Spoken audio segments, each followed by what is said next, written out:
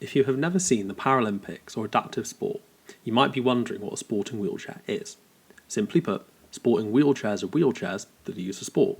Pretty simple, right? But there are loads of variations of sporting wheelchairs, like chairs for basketball, rugby, skiing, and loads of other sports. So now you might be asking, well, where do all these chairs come from? In this video, I'm going to give you a brief history of the sporting wheelchair. In the mid-1940s, disabled people, or people with disabilities, who needed to use wheelchairs began to play sports as part of rehabilitation. At hospitals and rehabilitation centres, sport was played in medical wheelchairs, because these were the only kinds of chairs available at this time. These chairs were not flashy or fast like what is used today. In fact, some of these wheelchairs looked like armchairs with wheels stuck on. To doctors at the time, this made sense, because they wanted to make sure that people using wheelchairs were comfortable and safe.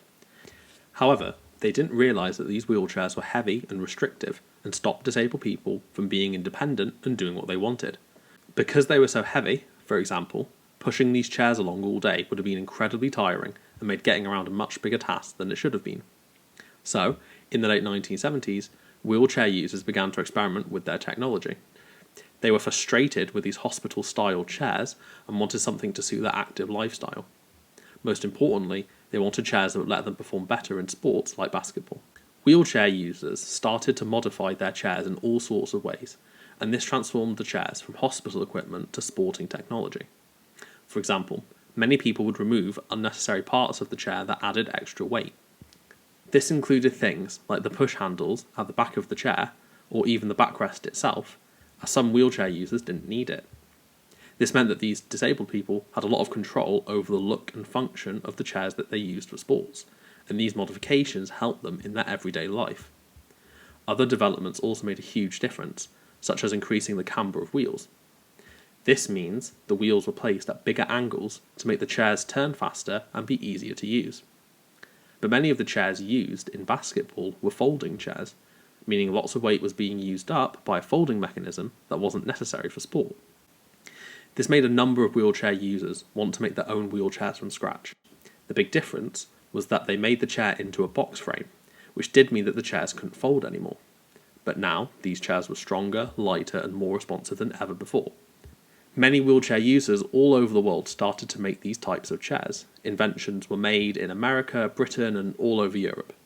Many of these creatives even started their own companies, making and selling wheelchairs to other athletes. But as sporting chairs got more complicated, suddenly disabled people couldn't use them in everyday life. They were becoming specialised, which means they were made for one thing in particular, which was usually sport. For example, as the wheel angles got bigger, sporting chairs became unable to get through regular doorways. But this was a good development for these chairs, as now they were more suited than ever for each sport. At first, wheelchair users would have all used the same wheelchair for everything. But as technology got more advanced, so did the sport itself. Now, the best athletes needed better technology to beat the competition. Eventually, specific wheelchairs for basketball, tennis, rugby, and other sports came onto the scene, and they are all slightly different. For instance, rugby wheelchairs started out much like the standard hospital devices, but now there are two types of chairs for different types of players to use, in which some players have longer chairs to grab opponents, whilst others are rounder to fit through small gaps. Rugby chairs are also often made of stronger materials, because in wheelchair rugby, they hit each other a lot. And the most obvious change is in racing chairs, which are now sleek and long three-wheeled machines which you definitely could not use for anything else.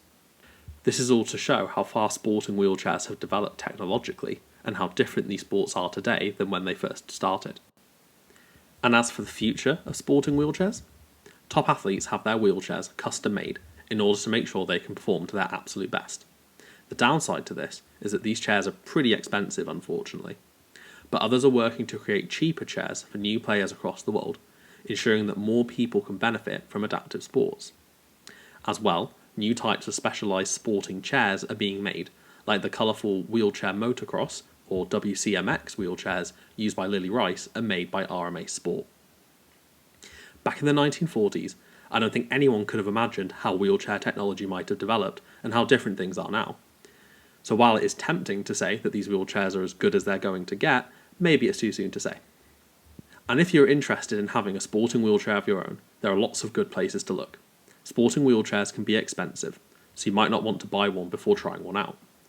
I would recommend getting in touch with any local sports clubs or organisations where you live, as they might have some chairs that you can try, from club chairs, second-hand models, or even current players letting you have a go. And to help with cost, there are a number of charitable organisations that can help with funding. Please look for the blog accompanying this video for some links and names of organisations. Remember to stay curious and keep pushing hard.